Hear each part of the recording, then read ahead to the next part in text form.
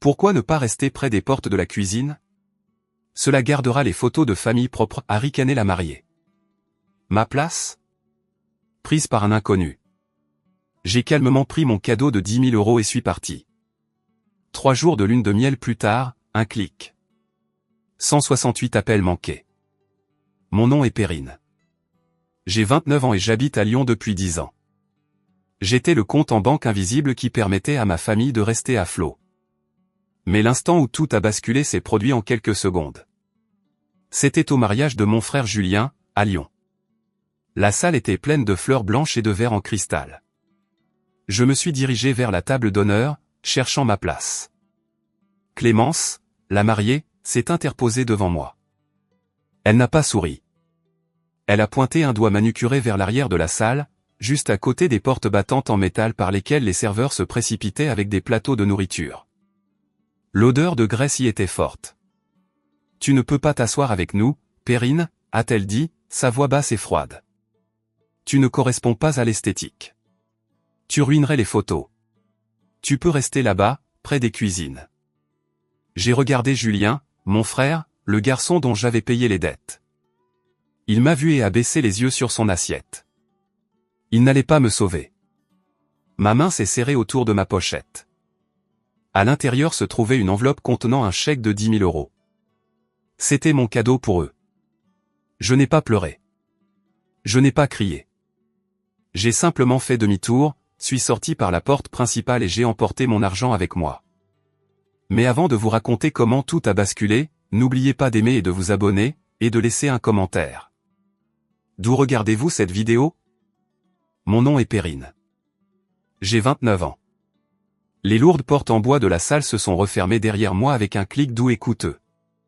C'était un bruit qui isolait la chaleur, la musique et l'odeur de l'agneau rôti. J'étais immédiatement seul dans le couloir. Mes talons claquaient sur le sol de marbre, un son solitaire et aigu qui résonnait sous les hauts plafonds. J'ai dépassé la jeune femme du vestiaire qui a levé les yeux de son téléphone et m'a lancé un regard confus. Je ne me suis pas arrêté.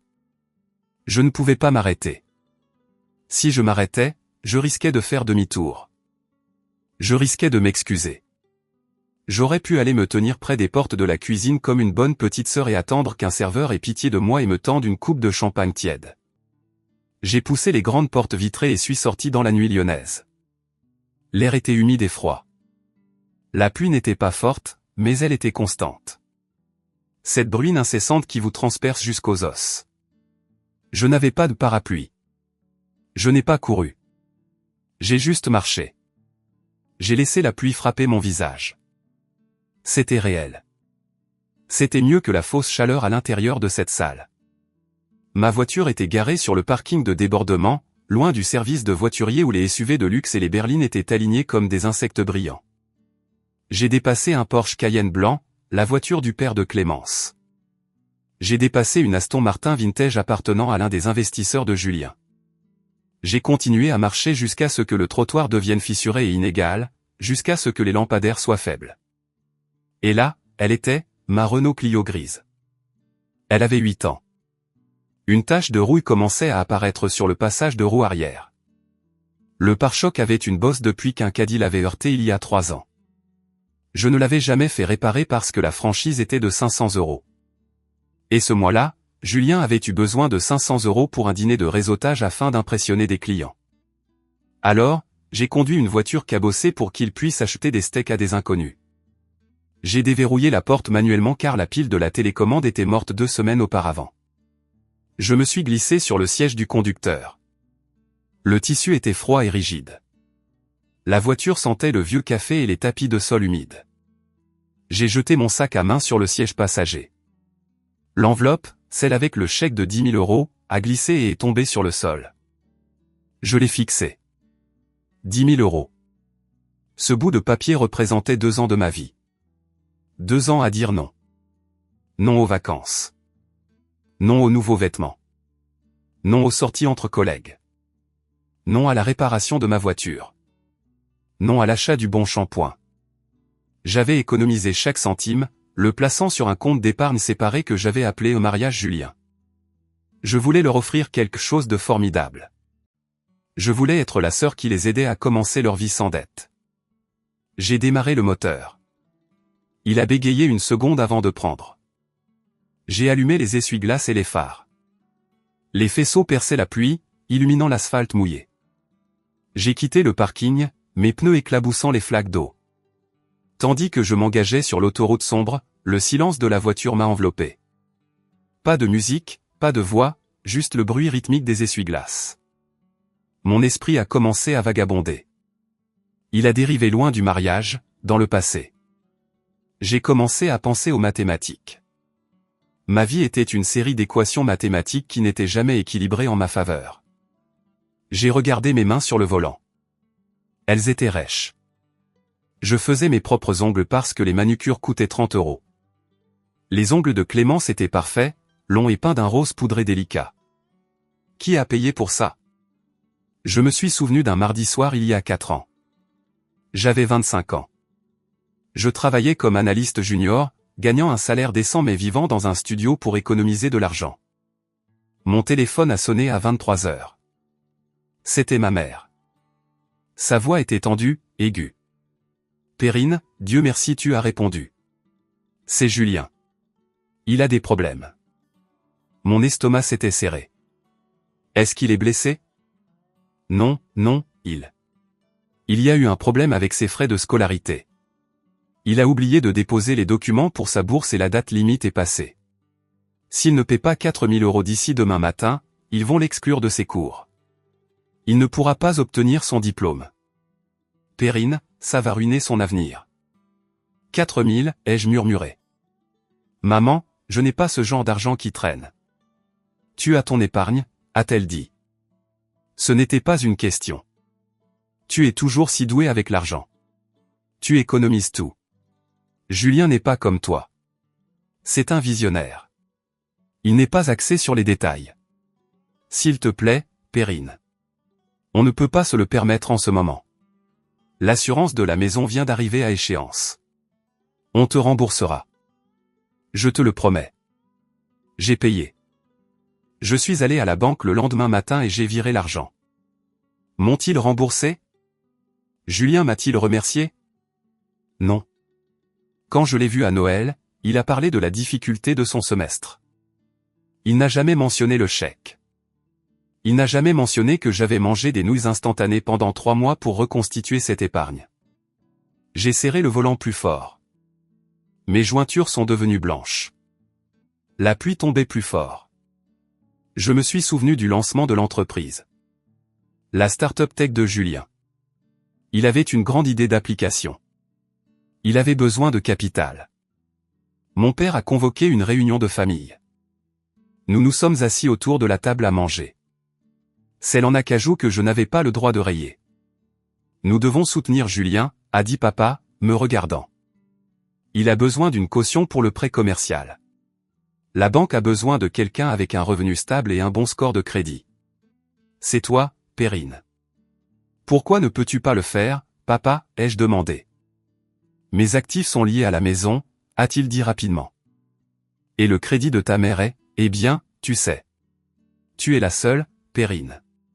Si tu ne signes pas, le rêve meurt. Veux-tu être la raison de l'échec de ton frère? La culpabilité. C'était toujours l'arme de prédilection. Veux-tu être la raison de son échec? Alors, j'ai signé. J'ai mis mon nom sur un prêt de 50 000 €. Je suis devenu la caution. J'ai risqué mon avenir financier pour le rêve de Julien. Et qu'ai-je obtenu? J'ai obtenu d'être la comptable invisible. Je gérais les livres de compte parce que Julien détestait les chiffres. J'ai vu les dépenses. J'ai vu les dîners clients qui coûtaient 600 €. J'ai vu les fournitures de bureau qui étaient en fait de nouveaux iPads pour lui et ses amis. Chaque fois que j'en parlais, il levait les yeux au ciel. Détends-toi, Perrine. Il faut dépenser de l'argent pour faire de l'argent. Tu as une mentalité de pénurie. C'est pour ça que tu n'es qu'analyste et que je suis PDG. Une mentalité de pénurie. J'ai ri à voix haute dans la voiture vide. C'était un son sec et dur. J'avais une mentalité de pénurie parce que j'étais celle qui fournissait l'abondance pour tout le monde. J'étais le puits où il puisait de l'eau, sans jamais demander si le puits s'asséchait. J'ai regardé dans le rétroviseur. Mes yeux semblaient fatigués. Il y avait des cernes sous eux. J'avais 29 ans, mais ce soir, je me sentais 50. J'ai quitté l'autoroute et je me suis dirigé vers mon quartier. Les maisons se faisaient plus petites. Les pelouses plus clairsemées. Je vivais dans un complexe appelé Les Tilleuls, un joli nom pour un bloc d'immeubles en béton beige près de la zone industrielle. J'ai garé ma voiture sur ma place attitrée. J'ai pris mon sac à main et l'enveloppe sur le sol. J'ai monté les 3 volets d'escalier en béton. La lumière dans le couloir vacillait, bourdonnant comme une mouche piégée. La moquette sentait la laine humide et la cuisine brûlée de quelqu'un. J'ai déverrouillé ma porte et suis entré. Mon appartement était petit, 55 mètres carrés. Le salon était aussi la salle à manger. Mes meubles étaient simples. Un canapé gris que j'avais acheté en solde. Une petite bibliothèque. Un meuble TV que j'avais monté moi-même. C'était propre. C'était bien rangé, mais c'était la maison de quelqu'un qui avait peur de dépenser de l'argent. Je suis allé dans la cuisine. Les comptoirs étaient en stratifié, se décollant légèrement sur les bords. J'ai posé l'enveloppe sur le comptoir. J'ai regardé mon petit royaume sombre. Puis j'ai fermé les yeux et j'ai imaginé la maison de mes parents. Les comptoirs en granit, les appareils électroménagers en acier inoxydable, la cave à vin. J'ai imaginé l'appartement de Julien en centre-ville, les baies vitrées, la brique apparente, la machine à expresso qui coûtait plus cher que ma voiture. Comment cela est-il arrivé? C'est arrivé parce que je l'ai permis. Je suis allé dans la salle de bain et j'ai allumé la lumière. Je me suis regardé dans le miroir. J'ai vu une femme portant une robe qui avait 2 ans. J'ai vu des cheveux que je coupais moi-même pour économiser 50 €. J'ai vu un visage simple, sans fard, parce que le maquillage était une dépense inutile. J'étais la poutre de soutien au sous-sol. Je soutenais toute la structure, enterrée dans l'obscurité, pendant qu'ils faisaient la fête sur le toit. Ils dansaient, buvaient et riaient au soleil. Et ils n'ont jamais pensé à la poutre qui gémissait sous leur poids. Et ce soir, la poutre avait cédé. J'ai fini, ai-je murmuré au miroir. J'ai fini de payer pour la fête à laquelle je ne suis pas invité. Je me suis lavé le visage à l'eau froide. Le choc m'a fait du bien. Ça m'a réveillé. Je n'étais plus seulement la sœur. Je n'étais plus seulement la fille. J'étais l'investisseuse. Et je venais de réaliser que cet investissement était une arnaque. Je suis retourné dans le salon. Je ne me suis pas assise sur le canapé. J'ai tiré une chaise en bois dur jusqu'à ma petite table à manger. J'ai ouvert mon ordinateur portable. L'écran brillait en bleu dans la pièce sombre. C'était la seule lumière. Il était temps de regarder les comptes. Il était temps de voir exactement combien cette famille coûtait. Le ventilateur de mon ordinateur s'est mis en marche, un bourdonnement léger dans l'appartement silencieux. J'ai tapé mon mot de passe. Mes doigts étaient fermes maintenant. Les tremblements avaient cessé. Une concentration froide et clinique avait pris le dessus. J'ai navigué vers le site web de la banque. J'avais les identifiants de connexion pour Horizontech, l'entreprise de Julien. J'étais la caution, l'épine dorsale financière, donc techniquement j'avais un accès administrateur. Julien a probablement supposé que je ne l'utiliserais jamais. Il pensait que j'étais trop polie, trop confiante, ou peut-être juste trop stupide pour vérifier. Il pensait que je signais simplement les papiers et que je détournais le regard. Pendant des années, c'est exactement ce que j'ai fait. Je leur ai fait confiance. J'ai tapé le nom d'utilisateur, Horizon Admin. J'ai tapé le mot de passe, Empire Build de Rhône. Typique de Julien. Il pensait qu'il bâtissait un empire. Le tableau de bord s'est chargé. L'interface bleue et blanche du portail bancaire d'entreprise a rempli l'écran. La première chose que j'ai remarquée était le solde du compte d'exploitation principal. 42 300 €. J'ai cligné des yeux. C'était élevé. La dernière fois que Julien m'avait demandé de l'argent, il y a 3 semaines, il m'avait dit que le compte était à découvert. Il m'avait dit qu'il ne pouvait pas payer les frais d'hébergement du serveur. Il m'avait supplié de lui transférer 2000 €. J'avais transféré cet argent depuis mon fonds d'urgence. Il avait menti. J'ai senti un picotement froid dans la nuque. J'ai cliqué sur l'historique des transactions. J'ai réglé le filtre sur les 90 derniers jours. La liste s'est remplie. Des centaines de lignes de texte. J'ai commencé à lire. Je m'attendais à voir des dépenses d'entreprise, des coûts de serveur, des licences logicielles, des paiements de pigistes, peut-être un loyer de bureau. Au lieu de cela, j'ai vu une liste de courses pour les vacances d'un millionnaire. 12 mai, la suite nuptiale Lyon, 4 500 €. 14 mai, fleurs luxueuses et design d'événements, 8 200 €. 15 mai, voiture de collection Lyon, 1 200 €. 18 mai, acheteur personnel printemps, 3 400 €. Mon souffle s'est coupé. Je me suis penché plus près de l'écran. Il payait le mariage avec le prêt commercial, le prêt que j'avais garanti. Si l'entreprise échouait, s'il ne pouvait pas le rembourser, la banque ne s'en prendrait pas à Julien. Il n'avait pas d'actifs. Il s'en prendrait à moi. Il saisirait mon salaire. Il ruinerait mon score de crédit. J'étais en train de financer leur fête. J'ai continué à faire défiler. C'est devenu pire. 1er juin, prépaiement resort aux Seychelles, 15 000 €. 2 juin, Emirates Première Classe X2, 18 000 €. J'ai eu la nausée. J'ai mis une main sur ma bouche. 18 000 € pour des billets d'avion. Je conduisais une voiture qui valait moins qu'un de ces billets. J'achetais du pain générique pour économiser 50 centimes, et il s'envolait en première classe pour les Seychelles grâce à mon crédit. La colère a commencé à monter, chaude et suffocante. Mais je l'ai refoulée. J'avais besoin de tout voir. J'ai cliqué sur l'onglet prêt. C'était le plus gros. Le prêt de capital de démarrage, 50 000 €. Au cours des 2 dernières années, j'avais envoyé à Julien 800 € par mois pour l'aider à payer ce prêt. Il m'avait dit que le taux d'intérêt était variable et qu'il avait grimpé. Il m'avait dit que l'entreprise ne faisait pas encore assez de bénéfices pour couvrir le paiement mensuel complet. Il m'envoyait des SMS. Salut Serette, c'est serré ce mois-ci.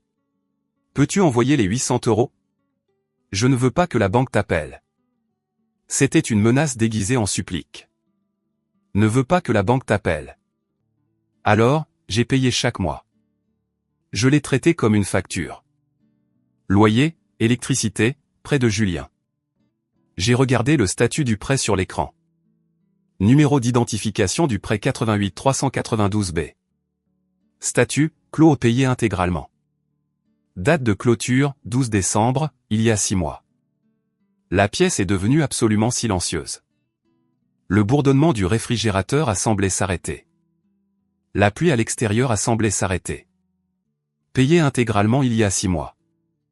J'ai fixé la date, le 12 décembre. Cela signifiait que pour janvier, février, mars, avril, mai et juin, j'avais envoyé à Julien 800 € par mois pour une dette qui n'existait pas, soit 4 800 €. Il m'avait volé près de 5 000 € en espèces, en plus des dizaines de milliers d'euros de dépenses frauduleuses sur la carte. J'ai ouvert un nouvel onglet et je me suis connecté à mon propre compte bancaire. J'ai affiché les virements. Ils étaient là. Virement à Julien Miller, 800 €. Virement à Julien Miller, 800 €. Je suis retourné au compte de l'entreprise. J'ai cherché les virements entrants. Il n'y en avait aucun de ma part. J'ai cherché les montants de 800 €. Je les ai trouvés dans les virements du compte personnel de Julien, qui était lié pour la protection contre les découverts. Il prenait mon argent, le mettait sur son compte chèque personnel et le dépensait. Ce n'était pas une erreur. Ce n'était pas une mauvaise tenue de livre. C'était du vol. Mon frère me volait. Mes parents, qui savaient que le prêt était remboursé sûrement parce qu'ils se vantaient du succès de l'entreprise, l'ont laissé faire. Je me suis assise sur ma chaise en bois dur. Je me sentais engourdi. Toutes ces fois où j'étais assise au dîner de famille. Toutes ces fois où j'ai écouté Clémence parler de leurs difficultés à planifier le mariage. Toutes ces fois où mon père m'a dit que je devais être plus généreuse. Il se moquait de moi. Il devait l'être. Comment ne pas l'être? J'étais l'idiot utile. J'étais l'oie aux œufs d'or qui pondait chaque fois qu'on le lui demandait, et il n'avait même pas à me nourrir. J'ai regardé la porte de la cuisine où Clémence m'avait banni. Tu ruinerais l'esthétique. C'était la chose la plus vraie qu'elle ait jamais dite. Je ruinais l'esthétique parce que j'étais la réalité. J'étais le coût. J'étais la main-d'œuvre. Et personne ne veut voir la main-d'œuvre lorsqu'il profite du luxe. J'ai regardé à nouveau l'écran de l'ordinateur portable. Les chiffres étaient nets et noirs. 42 300 € de crédit disponible. Caution, Perrine Miller. Je n'étais pas une sœur. Je n'étais pas une fille. J'étais un service public, comme l'électricité. Comme l'eau. Et que se passe-t-il lorsque vous ne payez pas votre facture de service public? Que se passe-t-il lorsque vous volez de l'électricité? Les lumières s'éteignent. J'ai tendu la main et touché l'écran, traçant la ligne qui disait de payer intégralement. Ma tristesse s'est évaporée. Le chagrin que j'avais ressenti dans la voiture avait disparu. À sa place, il y avait quelque chose de froid, de dur et d'incroyablement aiguisé. Je ne voulais pas d'excuses. Je ne voulais pas qu'ils disent pardon. Les excuses sont des mots. Les mots sont gratuits.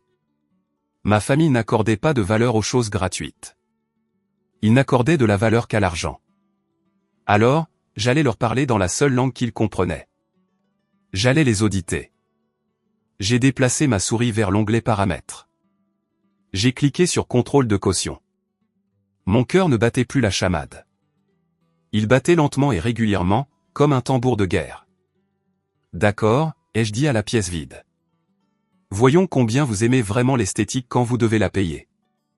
Je me suis préparé à cliquer. L'écran de l'ordinateur portable était la seule source de lumière dans mon appartement sombre. La lueur bleue illuminait mon visage, projetant des ombres dans le creux de mes yeux. J'étais parfaitement immobile.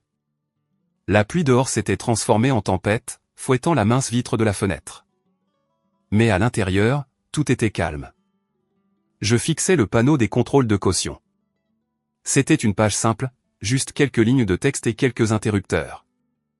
Cela semblait si ennuyeux pour quelque chose d'aussi destructeur. Caution principale, Perrine Miller, statut de responsabilité, 100%, droits administratifs, complet. Sous mon nom, il y avait une section intitulée Autorisation et sécurité. Et là, en texte rouge, se trouvait le lien « Révoquer le statut de caution et geler les lignes de crédit ». J'ai survolé le curseur de la souris. La petite flèche blanche s'est transformée en main pointant. Mon cerveau a commencé à me jouer des tours. C'était l'ancienne programmation. La programmation de la bonne sœur. Ne fais pas ça, Perrine. C'est la semaine de son mariage. C'est cruel. C'est ton frère. Il a fait une erreur. Maman et papa seront dévastés. Tu vas détruire la famille. J'ai marqué une pause. Ma main a hésité. J'ai pensé à Noël dernier. J'avais offert des cadeaux réfléchis à tout le monde. J'ai acheté à maman une écharpe en cachemire qu'elle voulait. J'ai acheté à papa un tourne-disque vintage. J'ai acheté à Julien une montre connectée. Il m'avait donné une carte cadeau pour une épicerie. On sait que tu aimes cuisiner, avait dit maman, souriant de ce sourire serré et dédaigneux. Et on sait que l'argent est serré pour toi. L'argent était serré parce que je payais leurs factures. J'ai pensé à l'exil de la porte de la cuisine ce soir. La façon dont Clémence m'a regardé comme si j'étais un déchet, comme si j'étais une tache sur sa parfaite nappe blanche. Tu ne corresponds pas à l'esthétique. Mon doigt a tressailli sur le pavé tactile. Ce n'est pas moi qui détruis cette famille, ai-je dit à voix haute. Ma voix était ferme. J'arrête juste les subventions. J'ai appuyé. Clic. Une fenêtre pop-up est apparue au centre de l'écran. C'était un avertissement avec un triangle jaune. Avertissement, action de révocation du statut de caution. Gel immédiat de la facilité de crédit numéro 88 392. Conséquence, toutes les cartes associées seront refusées. Tous les paiements récurrents hébergement de serveurs, paiements aux fournisseurs seront immédiatement interrompus. La banque émettra une demande de paiement intégrale à l'entité commerciale principale. Êtes-vous sûr de vouloir continuer? Il y avait 2 boutons, annuler et confirmer. J'ai regardé le mot confirmer. Si je cliquais, les cartes de crédit de Julien, celles qui payaient actuellement le champagne à Lyon et la villa aux Seychelles, cesseraient de fonctionner. Les serveurs hébergeant son application essaieraient de débiter la carte demain matin pour les frais mensuels. La charge serait rejetée. La société d'hébergement, Amazon Web Services, AWS, ne plaisante pas. Ils éteindraient les serveurs en quelques heures. Son site web deviendrait noir. Son application planterait. Ses investisseurs recevraient des erreurs de service indisponibles. C'était l'option nucléaire. Mais ensuite, j'ai regardé l'onglet que j'avais toujours ouvert en arrière-plan. Prépayé intégralement. 12 décembre. Virement à Julien Miller. 800 €. Il m'a volé. Il m'a regardé dans les yeux et m'a volé mois après mois. Il n'a pas fait une erreur. Il a fait un choix. J'ai déplacé le curseur sur confirmer. Je n'ai pas claqué le bouton. Je n'ai pas pleuré. J'ai juste appliqué une légère pression avec mon index. Clic. L'écran est devenu blanc pendant une seconde pendant le traitement. Puis une bannière verte est apparue en haut de la page. Succès. Statut de caution révoqué. Actif gelé. Notifications envoyées. C'était fait. Je suis restée assise, attendant de me sentir mal. Attendant la panique. Mais elle n'est pas venue. Au lieu de cela, je me suis senti propre. Je n'avais pas encore fini. J'ai navigué vers le compte d'hébergement de serveur.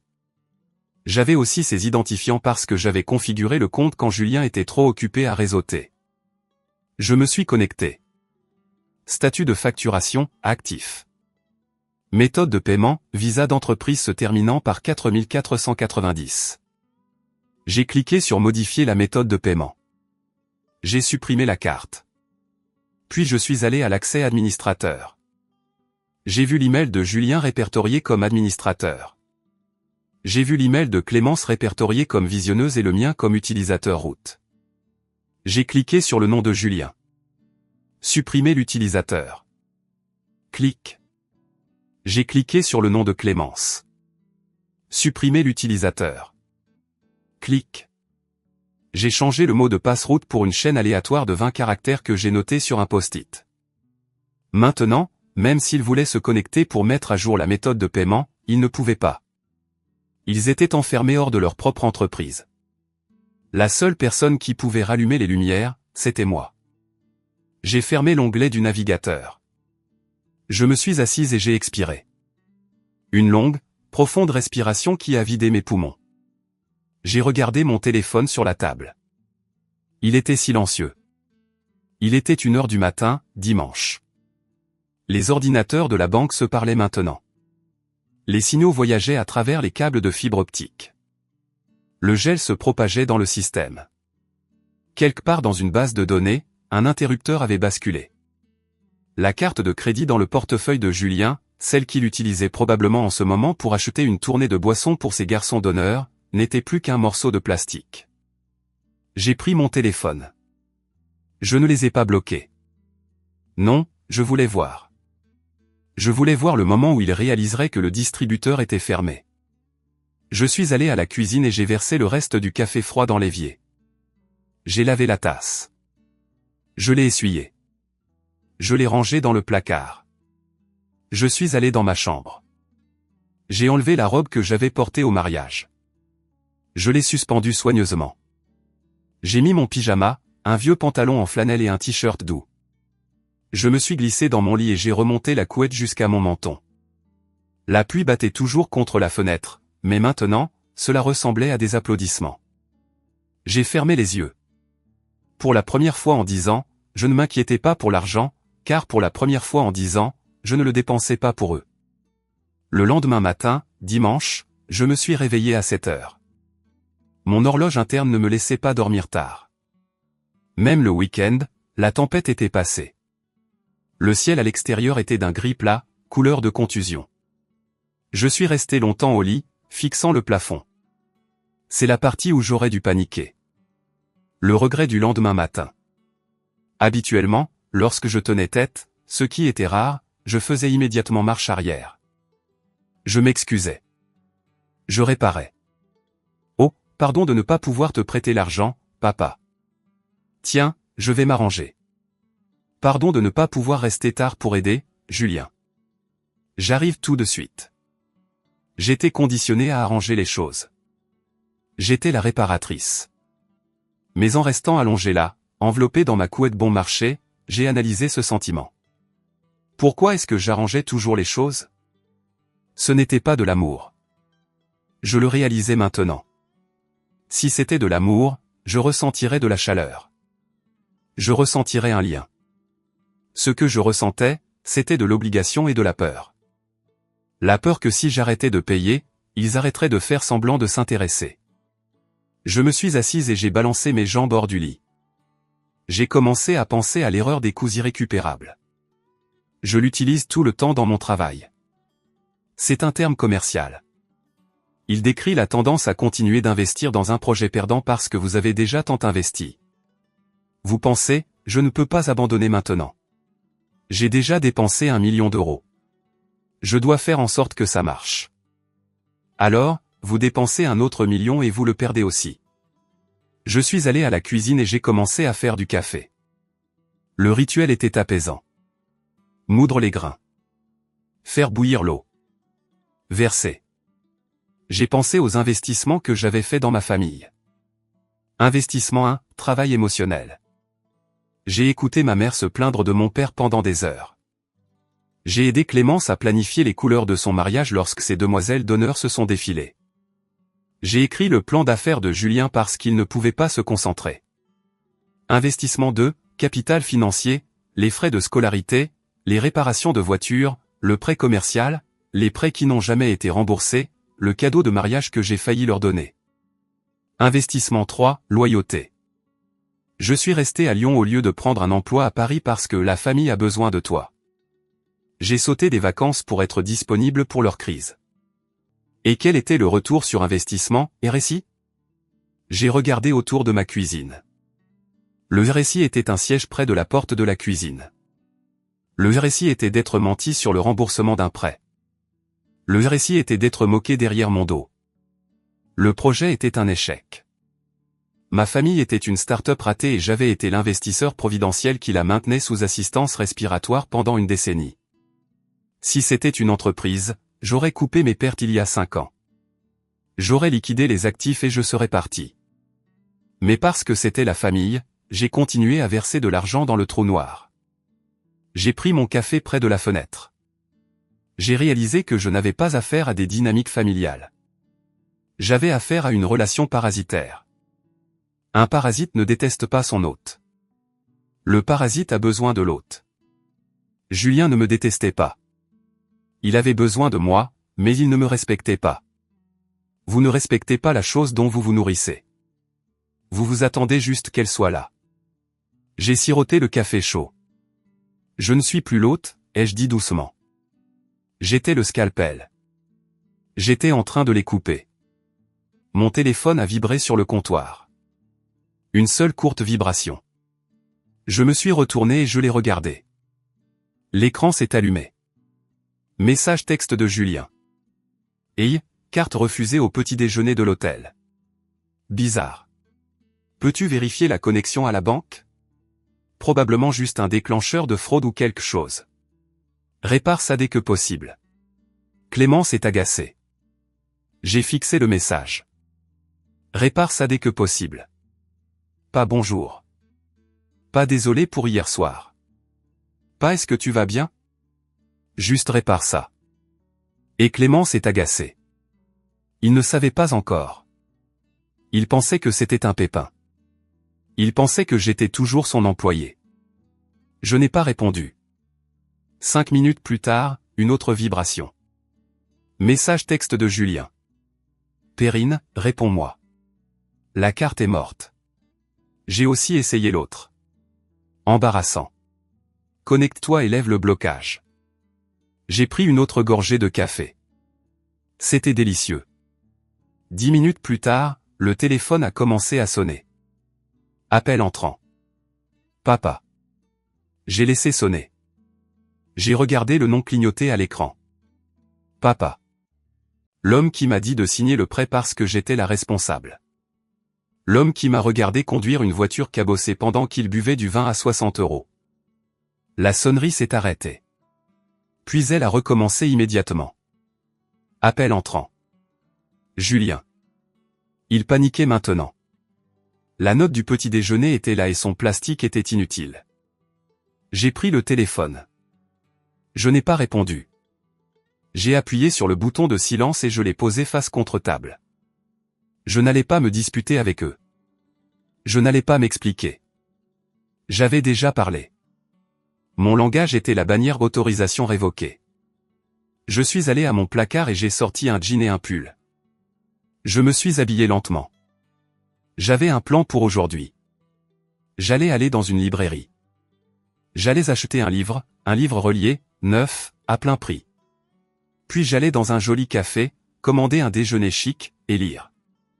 J'allais dépenser 50 € pour moi, et ce serait le meilleur argent que j'ai jamais dépensé. En sortant, le téléphone vibrait à nouveau. J'ai verrouillé la porte derrière moi. Laissez-les sonner. La banque est fermée. Il a fallu exactement 3 jours pour que la réalité les frappe. Je suis allé travailler lundi matin comme un fantôme. Je me suis assise dans mon bureau, j'ai répondu aux emails et j'ai mis à jour des feuilles de calcul pour mon vrai travail. Mes collègues m'ont demandé comment était le mariage. C'était charmant, ai-je dit. Les fleurs étaient magnifiques. Je ne leur ai pas dit que j'avais été exilé aux portes de la cuisine. Je ne leur ai pas dit que j'étais parti avant que la salade ne soit servie. J'ai juste fait mon travail. J'ai ressenti un étrange sentiment de calme, comme l'œil d'un ouragan. Je savais que la tempête tournait autour de moi, mais à l'intérieur de mon petit rayon de silence, l'air était immobile. Mon téléphone était dans le tiroir de mon bureau. J'avais coupé la sonnerie, mais j'avais laissé la vibration. BZZT BZZT BZZT. Il vibrait contre le bois du tiroir toutes les quelques minutes. C'était comme un insecte piégé. Je ne les regardais qu'à l'heure du déjeuner. Quand j'ai finalement ouvert le tiroir et déverrouillé l'écran, j'ai vu la chronologie de leur effondrement. Cela a commencé par la confusion. Lundi 9h, heure de Lyon, lundi 22h, heure des Seychelles. Julien, hey, j'essaie d'obtenir la surclassement de la villa. Carte refusée. Appelle la banque. Ils ont dit que le compte était gelé. Appelle les ASAP. C'est humiliant. Julien, Perrine. Tu reçois ces messages? Le concierge nous regarde fixement. Julien, j'essaie l'Amex d'entreprise aussi. Refusé. Qu'est-ce qui se passe? J'ai mangé mon sandwich. C'était un club au dindon que j'avais fait à la maison. Il était bon. J'ai pris une bouchée et j'ai lu la vague suivante. Lundi, 10h30. Clémence, Perrine, ce n'est pas drôle. On est en lune de miel. Julien panique. Répare ça maintenant. Clémence, mon père demande pourquoi on ne peut pas payer le transfert en hydravion. Ne nous fais pas passer pour des minables devant ma famille. Je les ai imaginés. Ils étaient dans l'un des plus beaux endroits du monde. Eau turquoise, sable blanc, et ils se tenaient à un bureau de réception, en sueur, se disputant avec un directeur d'hôtel poli qui leur disait que leur crédit n'était pas bon. J'ai imaginé le visage de Julien. Il serait rouge. Il vociférerait, essayant d'utiliser sa voix de PDG. Savez-vous qui je suis? Il doit y avoir une erreur dans votre système. Mais le système n'était pas en panne. Le système fonctionnait parfaitement. Pour la première fois, le système reflétait réellement la vérité. Il n'avait pas d'argent. J'ai fait défiler. Le ton a changé vers midi. Lundi, 12h45. Papa, Perrine, décroche. Julien vient de m'appeler via Wi-Fi. Il dit que toutes les cartes sont mortes. Il dit que tu as bloqué les comptes. Dis-moi que c'est une erreur. Papa, nous sommes une famille. On ne joue pas à ces jeux avec la famille. Papa, arrête d'être dramatique. Je sais que tu étais contrarié par le plan de table, mais c'est puéril. Rallume les cartes. On pourra parler de tes sentiments quand ils reviendront. Parler de mes sentiments. Cette phrase m'a fait arrêter de mâcher. Pendant 29 ans, personne ne s'est soucié de mes sentiments. Mes sentiments étaient des choses à gérer, à réprimer ou à ignorer. Si j'étais triste, j'étais trop sensible. Si j'étais en colère, j'étais difficile. Si j'étais fier d'une réalisation, je me vantais.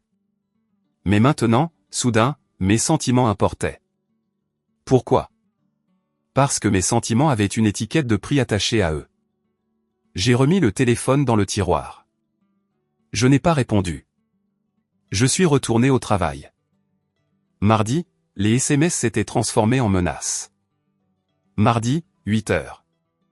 Julien, tu te rends compte que tu es en train de tuer l'entreprise, n'est-ce pas? Les frais d'hébergement du serveur sont dus demain. Si cette carte ne fonctionne pas, l'application s'arrête. Tu détruis ma subsistance à cause d'un plan de table. Il n'avait toujours pas compris. Il pensait que c'était à cause d'une chaise. Il pensait que c'était une crise de colère. Il ne réalisait pas que c'était un audit. Je suis rentré chez moi mardi soir. Mon appartement était calme. Je me suis assise sur mon canapé avec une tasse de thé. J'ai ouvert mon ordinateur portable, mais pas pour réparer quoi que ce soit. Je l'ai ouvert pour observer. Je me suis connecté à mon email personnel.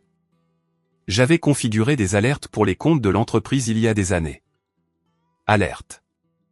Paiement de facturation AWS échoué. Alerte. Paiement Google Workspace échoué. Alerte. Paiement Slack Enterprise échoué. Les dominos tombaient. J'ai siroté mon thé. Puis mon téléphone a sonné. C'était ma mère. Je l'ai fixé. Habituellement, quand maman appelait, je sentais un nœud d'anxiété. Qu'est-ce que j'ai mal fait? De quoi ont-ils besoin? Aujourd'hui, je n'ai ressenti que de la curiosité. J'ai répondu. Allô, Perrine. Sa voix était stridente. Elle pleurait. Comment as-tu pu? Comment as-tu pu faire ça à ton frère? Il est bloqué. Il ne peut même pas acheter à dîner. Il a un billet de retour, ai-je dit calmement. Et je suis sûr que Clémence a une carte de crédit. Ce n'est pas la question, a-t-elle crié. C'est l'homme. Il est censé subvenir aux besoins. Tu l'humilies. Le père de Clémence a dû payer leur dîner hier soir. Julien est dévasté. Il pleure. Perrine, ton frère pleure. J'ai pleuré samedi soir, ai-je dit. Sur le parking. Oh, arrête, a-t-elle claqué. Les larmes ont disparu instantanément, remplacées par la colère. C'est à cause d'un siège. Un stupide siège. Tu ruines sa vie parce que tu as une faible estime de toi. Grandis, Perrine. Tu es égoïste. Tu as toujours été jalouse de lui. Jalouse, ai-je demandé. Jalouse qu'il prenne des risques. Jalouse qu'il ait de grands rêves. Tu es heureuse avec ta petite vie, ton petit appartement, ton petit travail. Mais tu ne supportes pas de le voir briller. Tu veux le tirer vers le bas, à ton niveau. J'ai écouté ces mots. Ils étaient conçus pour blesser. Ils étaient conçus pour me faire sentir petite, mais ils n'ont pas fonctionné. Maman, ai-je dit, ma voix était ferme. Je ne suis pas jalouse. Je suis fauchée, ou je l'étais jusqu'à samedi. De quoi parles-tu? J'ai vu les comptes. J'ai vu le remboursement du prêt. Je sais qu'il a remboursé le prêt bancaire il y a 6 mois et qu'il a continué à prendre mon argent. Je sais qu'il a dépensé 20 000 € de l'argent de l'entreprise pour ses vacances. Il y a eu un silence de l'autre côté, un long silence pesant. Il allait te rembourser, a-t-elle balbutié. C'était un prêt-relais. Les entreprises ont des problèmes de trésorerie. Ce n'était pas une dépense d'entreprise, maman. C'était une lune de miel. Et le prêt que je payais n'était pas un prêt-relais. C'était un prêt fantôme. C'était de la fraude. N'utilise pas ce mot, a-t-elle sifflé. C'est ton frère. C'est un voleur, ai-je dit. Et tu es sa complice. Si tu ne répares pas ça, a-t-elle dit, sa voix baissant à un ton bas et dangereux. Ne te donne pas la peine de venir à Thanksgiving. Ne te donne pas la peine de venir à Noël. Tu seras morte pour nous. J'ai regardé autour de mon appartement calme. J'ai regardé la pluie contre la fenêtre. J'ai pensé à Thanksgiving. Moi dans la cuisine à cuisiner pendant 12 heures pendant qu'il regardait le football. Moi faisant la vaisselle pendant qu'il mangeait de la tarte. Moi les écoutant se vanter du succès de Julien. D'accord, ai-je dit. Quoi? D'accord, ai-je répété.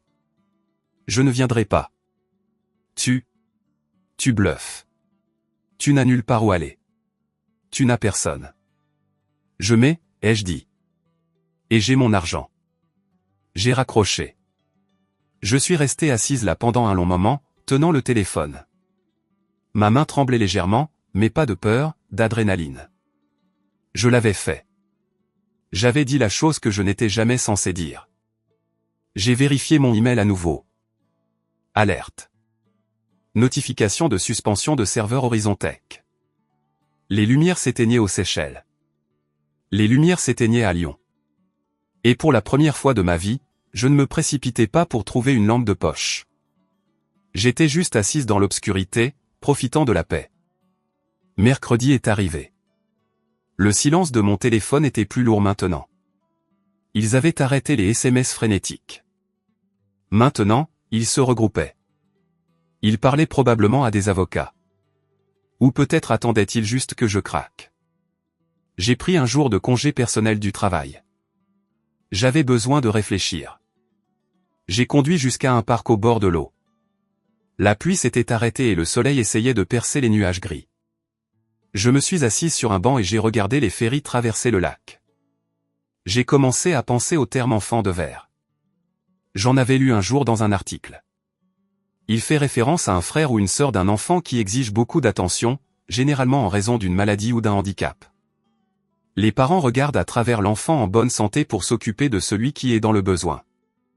L'enfant en bonne santé devient fait de verre, présent mais invisible.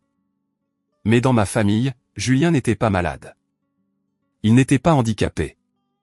Il était juste bruyant. Il était exigeant.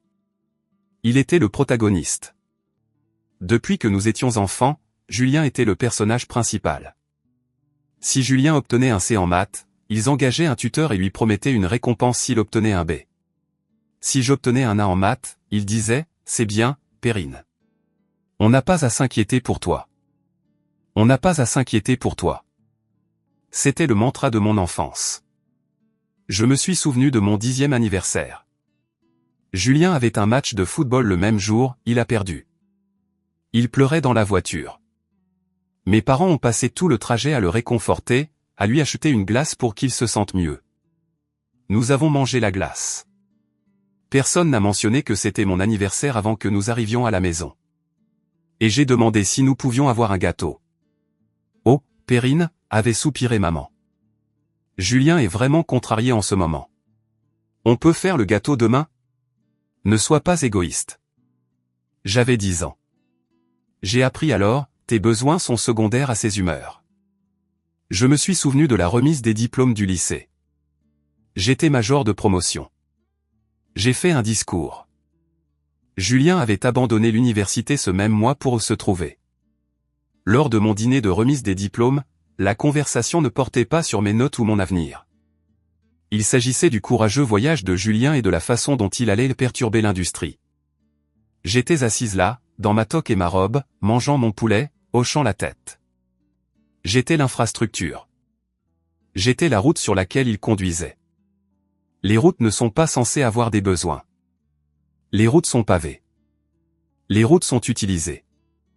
Si une route développe une fissure, vous la réparez rapidement pour que la circulation ne s'arrête pas. Mais je n'étais pas qu'une route. J'étais une personne. J'ai regardé l'eau. Pourquoi ai-je accepté cela si longtemps?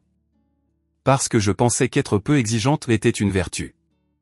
Je pensais que si je ne demandais rien, j'étais bonne. Je pensais que si je résolvais des problèmes, j'étais utile.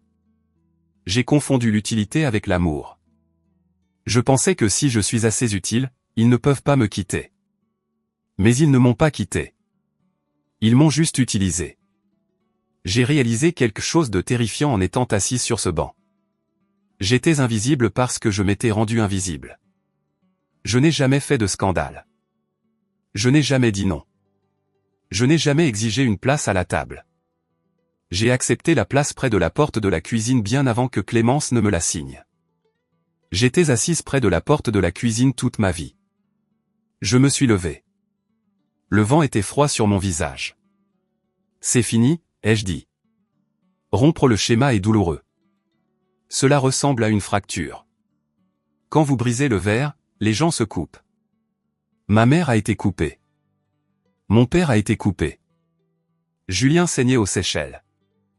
Ils étaient blessés parce que le mur invisible sur lequel ils s'appuyaient avait soudainement disparu. Ils sont tombés parce que je me suis éloigné. Mais ce n'était pas ma faute.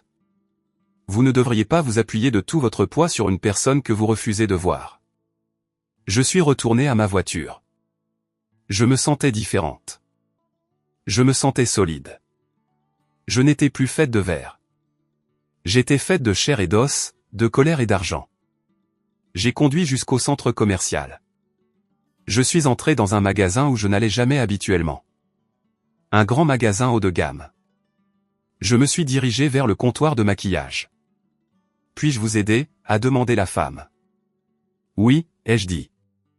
Je veux un rouge à lèvres. Rouge vif. Êtes-vous sûr, a-t-elle demandé, regardant mes vêtements simples. Peut-être un ton neutre. Non, ai-je dit. Je veux le rouge. Celui qui dit, regardez-moi. Je l'ai acheté. Il coûtait 40 €. C'était ridicule. Je suis allé à la voiture et je l'ai mis dans le rétroviseur. Mes lèvres étaient rouges flamboyants. J'ai regardé dans le miroir et j'ai vu Perrine. Pas la sœur, pas la fille. Pas le portefeuille, juste moi. J'ai souri. Le rouge à lèvres faisait paraître mes dents blanches. Il rendait mes yeux brillants. J'ai vérifié mon téléphone. Toujours pas d'excuses, mais il y avait un email du support AWS. Objet, notification de résiliation finale. Corps, votre compte est en souffrance. Les services ont été suspendus. La suppression des données commencera dans 48 heures. J'ai regardé l'email. Suppression des données. Le code de l'application de Julien. Sa base de données client. Son empire. Tout était assis sur un serveur qui était sur le point d'être effacé parce qu'il ne pouvait pas payer une facture de 200 € sans mon aide. Je pouvais le sauver. Je pouvais me connecter, mettre ma carte de crédit et le sauver. Cela prendrait 2 minutes. J'ai regardé mes lèvres rouges dans le rétroviseur. Pas aujourd'hui, ai-je murmuré. J'ai démarré la voiture. Je n'étais plus l'enfant de verre. J'étais le mur de briques, et il venait de s'y écraser. Jeudi. Le silence s'est rompu, mais pas avec un SMS, avec une notification légale. J'étais au travail quand j'ai reçu un email d'un avocat que je ne connaissais pas, un maître Sterling représentant Horizon Tech et Julien Miller. C'était une lettre de mise en demeure. Elle affirmait que mes actions, la révocation du statut de caution et la suppression des méthodes de paiement, constituaient une rupture de l'obligation fiduciaire et une immixtion intentionnelle dans les relations commerciales. Il menaçait de me poursuivre en justice pour dommages et intérêts si je ne rétablissais pas l'accès immédiatement. J'ai lu la lettre dans mon bureau. Mes mains ont commencé à trembler, non pas de peur, mais de rage. Ils me poursuivaient en justice. Ils ont volé mon argent. Ils m'ont humilié. Et maintenant, ils me poursuivaient en justice. J'ai pris mon téléphone.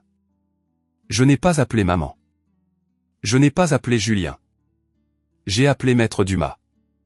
Maître Dumas était un vieil ami de mon grand-père. C'était un avocat spécialisé en contrat. Il n'était pas cher, mais il était méchant. C'était lui qui avait examiné les documents de prêt originaux il y a 3 ans. Je me suis souvenu de ce qu'il m'avait dit alors. Perrine, c'est une mauvaise idée, mais si tu le fais, nous ajoutons une clause d'exigibilité immédiate. Cela signifie que si l'emprunteur fait défaut ou utilise mal les fonds, tu peux exiger le remboursement intégral de ta partie garantie immédiatement.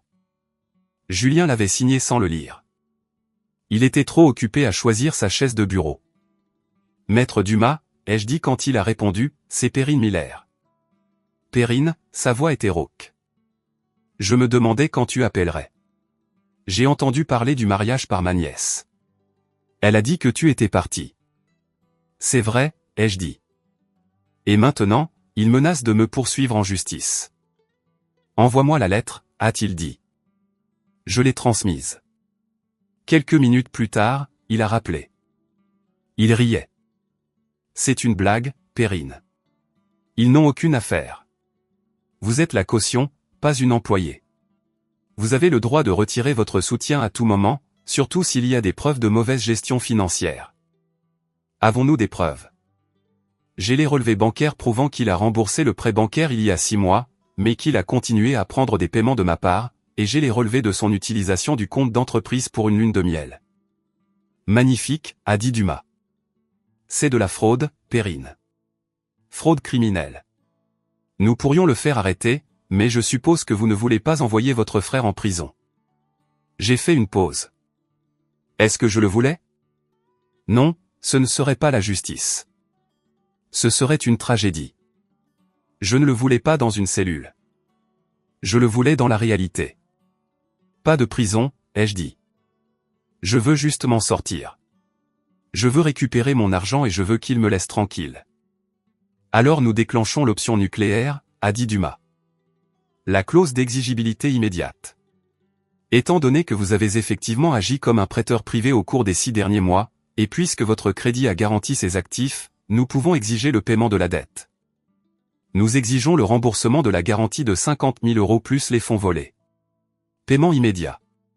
Et s'il ne peut pas payer, alors nous saisissons les actifs, la voiture, les ordinateurs, la propriété intellectuelle.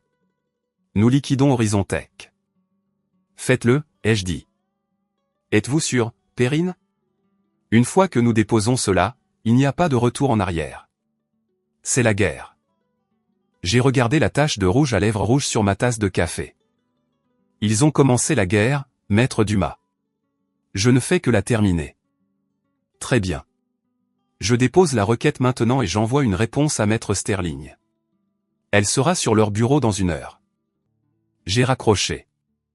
Je suis resté assise et j'ai attendu. 1 heure s'est écoulée, puis 2, puis Internet a commencé à se casser. Je suis allé sur le site web d'Horizontech. Erreur 404. Site non trouvé. J'ai vérifié l'application sur mon téléphone. Erreur de connexion. Impossible d'atteindre le serveur. J'ai vérifié LinkedIn. J'ai vu des messages de 2 des employés de Julien. Bon, je suppose que je cherche du travail. Horizontech vient d'imploser. Serveur en panne, paie rejetée. Le PDG est aux Seychelles et ne répond pas. La vie de start-up est folle. C'était en train d'arriver. La structure s'effondrait. Sans mon crédit pour le soutenir, la banque avait coupé le courant. Sans la banque, les fournisseurs ont démissionné. Sans les fournisseurs, le produit a disparu. C'était incroyable à quel point tout était fragile. Il agissait comme s'il était un titan de l'industrie, mais il n'était qu'un enfant jouant avec une carte de crédit plafonnée et une sœur qu'il tenait pour acquise. Mon téléphone a commencé à vibrer. Ce n'était plus un SMS cette fois. C'était un déluge. Julien, qu'est-ce que tu as fait? Mon avocat vient de m'appeler. Il dit que tu exiges 145 000 €. Tu es folle? Julien, les investisseurs m'appellent. Ils ne peuvent pas accéder au tableau de bord. Perrine, rallume ça maintenant. Julien, je suis désolé. Ok, je suis désolé pour le siège. Je suis désolé pour l'argent. Rallume juste ça. J'ai regardé les messages défiler. Il était désolé. Il était désolé parce que les conséquences étaient arrivées. Il n'était pas désolé quand il m'a assise près de la porte de la cuisine. Il n'était pas désolé quand il a réservé les billets de première classe. Il n'était désolé que maintenant que la lame de la guillotine tombait. Je n'ai pas répondu. J'ai laissé maître Dumas parler. Je suis rentré tôt à la maison. J'ai imprimé une feuille de calcul. C'était une liste de chaque euro que je leur avais donné sur 10 ans. Frais de scolarité, loyer, renflouement, les paiements de prêts fantômes, les dépenses de mariage sur la carte. Le total s'élevait à 145 320,45 €. C'était une maison. C'était un fonds de retraite. C'était une vie et c'était parti. Mais maintenant, j'avais un bout de papier qui disait que c'était une dette et j'allais la recouvrer. Je me suis assise dans mon salon et j'ai attendu. Je savais qu'ils allaient venir. Ils allaient écourter la lune de miel. Ils allaient revenir en avion. Ils allaient venir ici pour me crier dessus en personne. J'ai regardé la porte. J'avais installé une lourde chaîne de sécurité il y a 2 jours. J'ai verrouillé le pen dormant. J'ai mis la chaîne en place. Je n'étais plus la gardienne de la paix. J'étais l'agence de recouvrement. C'est arrivé le vendredi soir. La pluie était revenue. Elle fouettait les fenêtres. Une violente tempête venteuse. J'ai entendu la voiture d'abord. Des pneus crissant sur l'asphalte mouillé. Des portes de voiture claquant. Puis des pas lourds montant les escaliers en béton. Bang. Bang. Bang. Des poings sur ma porte. Perrine, ouvre cette porte. C'était papa. Perrine, je sais que tu es là. Ouvre. C'était Julien. Mon cœur battait la chamade dans ma poitrine. C'était ça. La confrontation physique. L'ancienne Perrine aurait ouvert la porte immédiatement. Elle aurait pleuré. Elle aurait supplié de pardonner. La nouvelle Perrine a pris une gorgée d'eau. Je me suis dirigé vers la porte. Je n'ai pas encore déverrouillé le pen dormant. Partez, ai-je dit. Ma voix était calme, mais assez forte pour être entendue à travers le bois. Ouvre la porte, Perrine, a crié Julien. Il semblait dérangé. Tu as tout gâché. Les investisseurs se sont retirés. L'entreprise est morte. Tu m'entends? Elle est morte. Je sais, ai-je dit. Je l'ai tuée. Il y a eu un silence choqué. Toi, la voix de Clémence. Elle était là aussi. On a dû rentrer en avion en classe éco. Tu sais à quel point c'était embarrassant? On a dû emprunter de l'argent à mon père pour quitter l'île. Bien, ai-je dit. Maintenant, vous savez ce que ça fait d'avoir besoin d'un prêt. Perrine, ouvre cette porte tout de suite, a dit ma mère. Sa voix était la plus effrayante. C'était la voix de maman, celle qui commandait l'obéissance. On doit en parler comme une famille. Nous ne sommes pas une famille, ai-je dit. Nous sommes un arrangement commercial et le contrat est résilié. Ouvre la porte. Julien a claqué son épaule contre elle. Le bois a gémi. J'ai déverrouillé le pen dormant. J'ai ouvert la porte, mais la chaîne de sécurité a tenu bon. La porte s'est ouverte de seulement 10 centimètres. Je les ai vus à travers la fente. Ils avaient l'air terribles. Julien était mal rasé, portant des vêtements en lin froissé du complexe. Son visage était rouge et marbré. Les cheveux de Clémence étaient crépus. Son maquillage était étalé. Elle avait l'air mouillée et froide. Maman et papa avaient l'air vieux. Ils avaient l'air effrayés. Ils m'ont vu. Je portais un pull propre. Mes cheveux étaient brossés. J'avais le rouge à lèvres rouge. Je les ai regardés à travers l'espace. Perrine, a dit papa, s'avançant. Enlève la chaîne. Laisse-nous entrer. On peut arranger ça. Tu peux appeler l'avocat. Tu peux rétracter la demande. Non, ai-je dit. J'ai pris l'enveloppe sur la table à côté de la porte. Je l'ai glissée à travers la fente. Elle a frappé la poitrine de Julien. Il l'a saisie. Qu'est-ce que c'est? C'est la facture, ai-je dit. Il l'a ouverte. Il a regardé la feuille de calcul. 145 000 €, a-t-il ricané. Tu es folle. Je n'ai pas cet argent. Je sais que tu ne l'as pas, ai-je dit. Mais tu as des actifs. Tu as la Porsche. Tu as ton appartement en centre-ville. Tu as le matériel restant. Tu prends ma voiture? Julien m'a regardé avec une horreur sincère. Mais tu es ma sœur. Non, ai-je dit. Je l'ai regardé droit dans les yeux. Je ne suis pas ta sœur en ce moment. Je suis ta prêteuse et tu es en défaut. Perrine, s'il te plaît. Maman sanglota. Elle a tendu la main à travers la fente, essayant de toucher mon bras. Ne fais pas ça. On t'aime. J'ai reculé, ses doigts ont agrippé l'air vide. Vous ne m'aimez pas, ai-je dit calmement. Vous aimez que je paie pour les choses. Vous aimez que je répare les choses. Vous aimez que je ne me plaigne pas, mais vous ne m'aimez pas. Si vous m'aimiez, vous ne m'auriez pas assise près de la porte de la cuisine. Si vous m'aimiez, vous ne m'auriez pas volé 5 000 € en volant en première classe. C'était une erreur, a crié Julien. J'allais te rembourser quand l'entreprise deviendrait grande. L'entreprise n'allait jamais devenir grande, Julien, ai-je dit. Parce que tu dépensais les bénéfices en fleurs et en vacances avant même de les gagner. Tu n'es pas un PDG. Tu es un enfant jouant à se déguiser avec mon argent. Il avait l'air de vouloir donner un coup de poing dans la porte. Vous avez 30 jours pour répondre à l'avocat, ai-je dit. Si vous ne payez pas, nous déposons une demande de saisie d'actifs. Maître Dumas est très enthousiaste à ce sujet. Je ne te parlerai plus jamais, a hurlé Clémence. Tu es exclu de nos vies. Clémence, ai-je dit, regardant ses yeux froids. J'ai quitté votre mariage. Je me suis auto-exclu.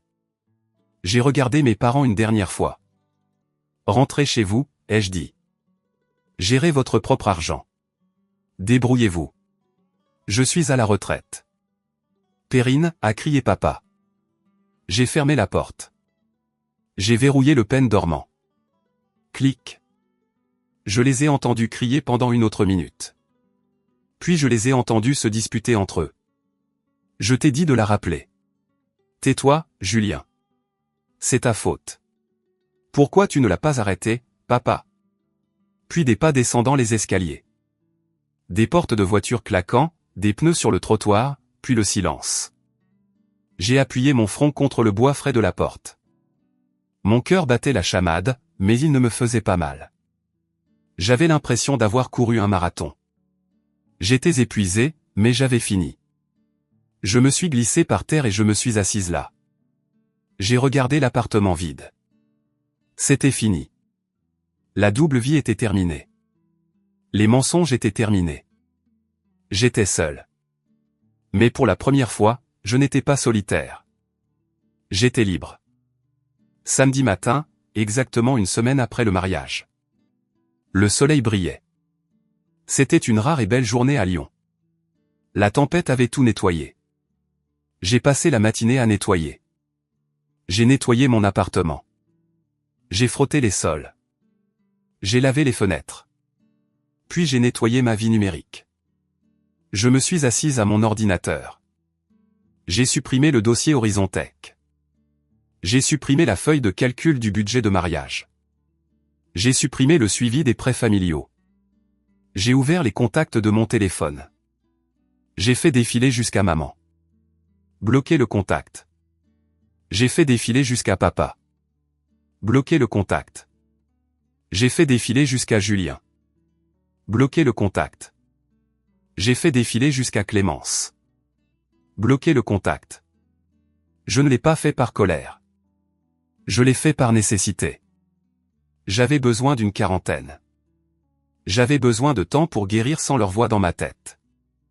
Peut-être qu'un jour, dans des années, je les débloquerai.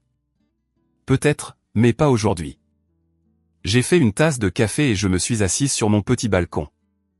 J'ai regardé les gens marcher dans la rue en bas, des couples se tenant la main, des gens promenant des chiens. J'ai pensé au paradoxe du gardien de la paix. J'avais passé toute ma vie à essayer de maintenir la paix. Mais les gardiens de la paix ne sont pas paisibles. Pour maintenir la paix, vous devez absorber la guerre. Vous devez encaisser les coups pour que les autres n'aient pas à le faire. Vous devez ravaler votre colère pour que les autres restent calmes. Le gardien de la paix est la personne la plus déchirée par la guerre dans la pièce. En m'éloignant, en provoquant un conflit, j'avais enfin trouvé la vraie paix. C'était calme. J'avais 145 000 € de moins que ce que j'aurais dû avoir. Je pourrais ne jamais récupérer cet argent. Julien pourrait déclarer faillite. Je pourrais ne rien obtenir, mais j'avais mon salaire. J'avais mon score de crédit. J'avais mon avenir. J'ai pris une profonde inspiration. L'air sentait la pluie et les aiguilles de pin. J'ai réalisé que ma valeur n'était pas dans mon portefeuille. Ma valeur était dans mes limites. J'ai pensé à vous, la personne qui lisait ceci. Peut-être que vous êtes la Perrine de votre famille. Peut-être que vous êtes celle qui arrange tout. Peut-être que vous êtes celle qui paie les factures ou aplanit les disputes ou écoute les plaintes. Peut-être que vous êtes assise près de la porte de la cuisine en ce moment, espérant que si vous êtes juste assez bonne, ils vous inviteront à la table principale. J'ai besoin que vous m'entendiez. Ils ne le feront pas. Ils vous aiment près de la porte. Cela les fait se sentir importants. N'attendez pas qu'ils vous voient. N'attendez pas qu'ils vous remboursent. Ils ne peuvent pas vous rembourser parce qu'ils ne pensent pas qu'ils vous doivent quoi que ce soit. Ils pensent qu'ils vous possèdent. Levez-vous, prenez votre enveloppe, sortez par la porte. Ce sera effrayant. Il pleuvra. Ils vous traiteront d'égoïste. Ils vous traiteront de folle. Mais continuez à marcher. Parce que le moment où vous arrêtez de payer pour votre place à la table est le moment où vous réalisez que vous pouvez construire votre propre table. J'ai fini mon café. J'ai posé la tasse. Je me suis levé et j'ai regardé la ville. Mon nom est Perrine. J'ai 29 ans. J'ai une Renault Clio cabossée. J'ai un petit appartement et pour la première fois de ma vie, je me suis moi-même et cela vaut tout.